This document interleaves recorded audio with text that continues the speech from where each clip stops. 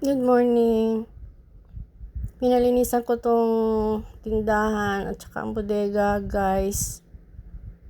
Mga guys, kasi masyado na maalikabok, maraming Cobwebs. yung gagamba. And ayan, inarrange at inayos. Ayan, dami pa mga bote, kaya lang hindi naman yan magamit kasi karamihan ngayon mga plastic na. Plastic Diba? bottles. Ayan. Dalawa nga ang ref, hindi naman umaandar. Yun lang ang problema kasi bibili pa ng ref. Kasi I'm considering reopening the store para may libangan na naman ako. Ito naman yung bodega. Nalinisan ko din, ang dami ng anay kasi.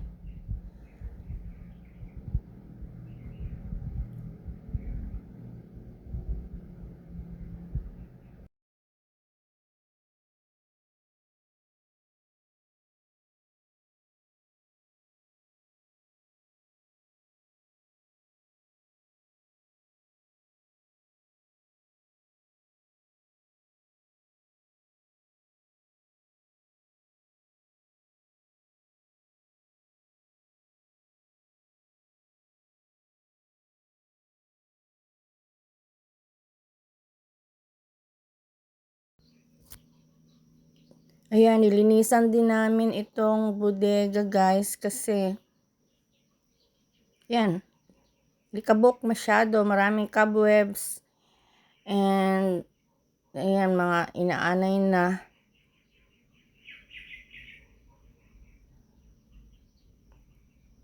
Bumagsak na yung ayan yung dapat ipako na yan kasi bumubuka na yung silik. Nag-walking ako, tapos bumili ako dito dumaan ako dito sa 7-Eleven. Bumili akong tinapay.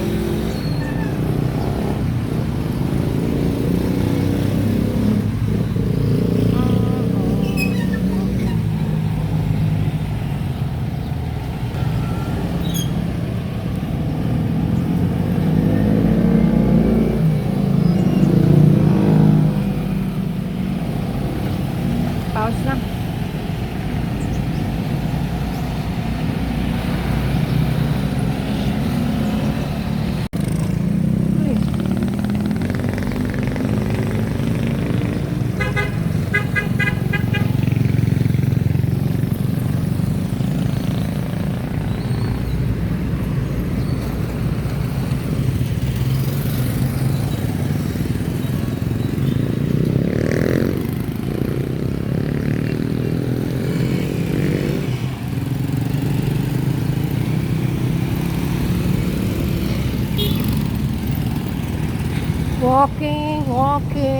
Walking in the sunlight. Uwi na ako, uwi na.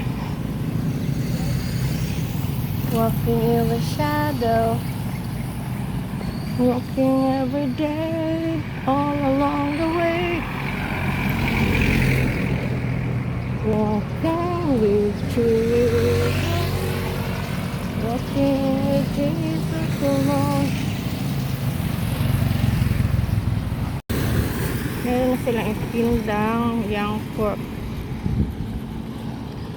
Meron kaya silang pang lumpia? Gusto ko magawa ng lumpia.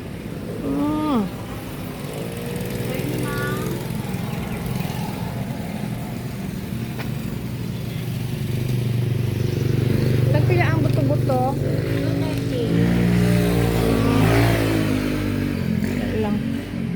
Gusto ko magluto ng lumpia.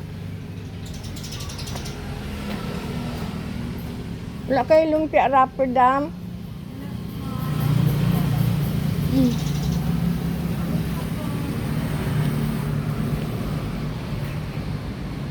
Magpalit ko. Ayan guys, magkape na tayo.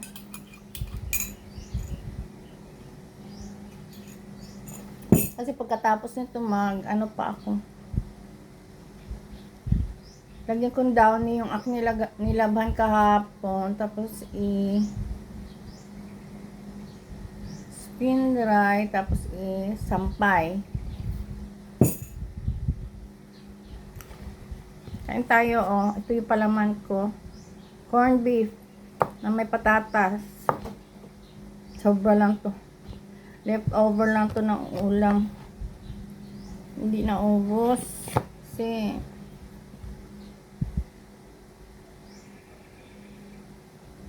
sayang naman.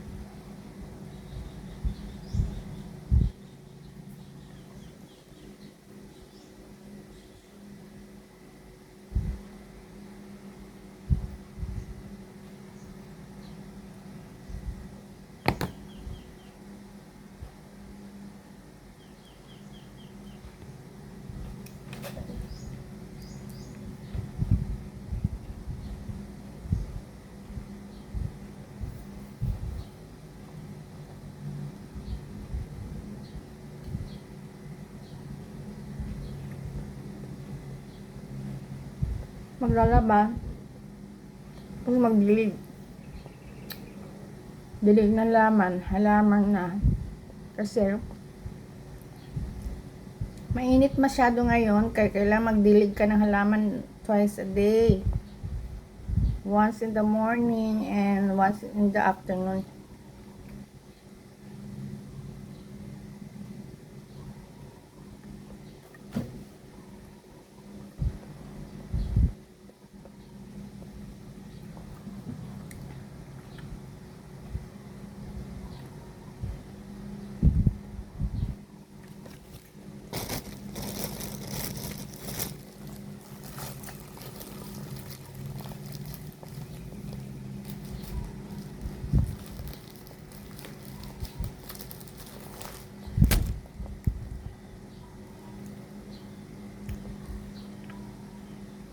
Kumain nga kasi ako ng dalawa kanina.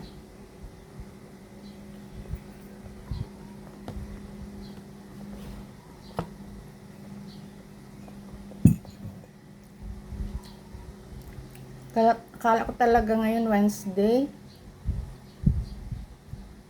Sabi ko kanina Wednesday, di ba nung nag-walking ako. Tuesday pa pala, sabi ni Tablab. Antes pa manti, oy.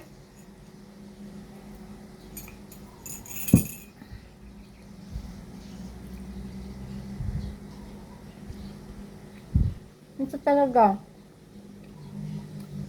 Disoriented na ako. Advance pa. Buti na lang hindi late, advance.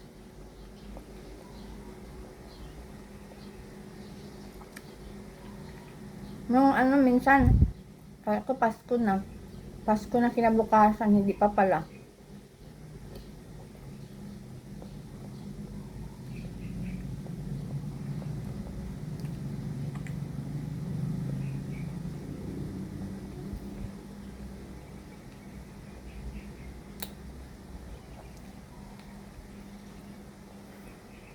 Hindi pantay pagkagupit. Tanggal ko yung sleeves. Ginupit ko yung sleeves saka collar. Ay, hindi pantay pagkagupit. Kasi para kasi mainit na kasi yung mga polo shirt. Yung may mga collar ay hindi ko talaga type. Gusto ko lang talaga round collar kahit sa damit. Ayoko na may collar.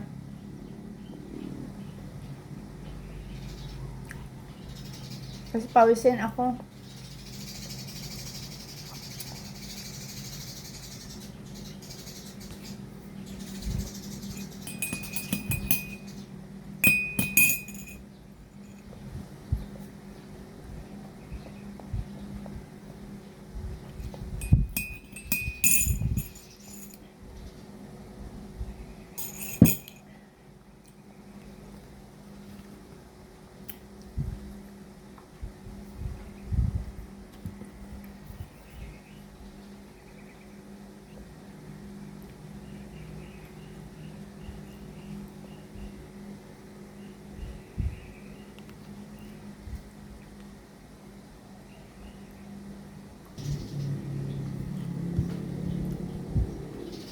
Thank God sa mga blessings.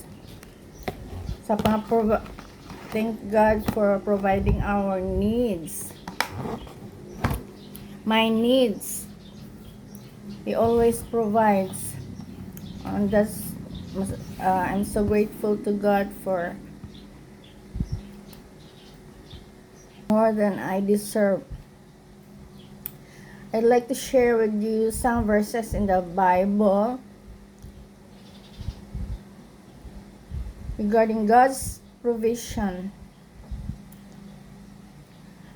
His promises that He will meet our needs to those who seek Him.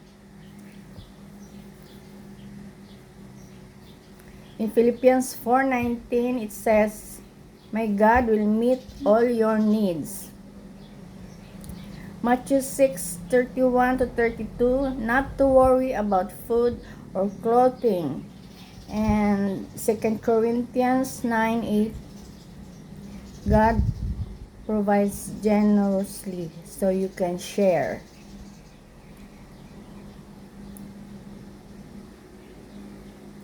God is able to bless you abundantly so that in all things at all times, having all that you need, you will abound in every good work. Psalms 23:1, the Lord is my shepherd, I lack nothing. Matthew 7:11, how much more will your Father in heaven give good gifts to those who ask Him? So, kung maghingi lang talaga tayo sa Kanya, no, He will really provide our needs. He will answer our prayer.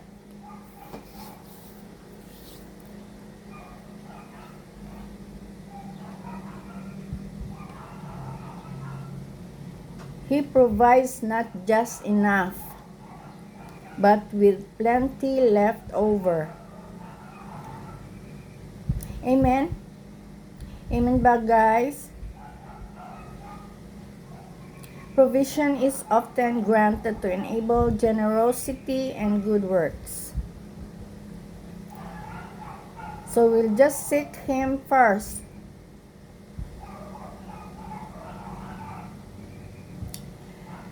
Seek first the kingdom of God and His righteousness, and all these things will be added unto you. Amen. Thank you, Lord. Hanggang dito na lang, guys. Thank you for watching.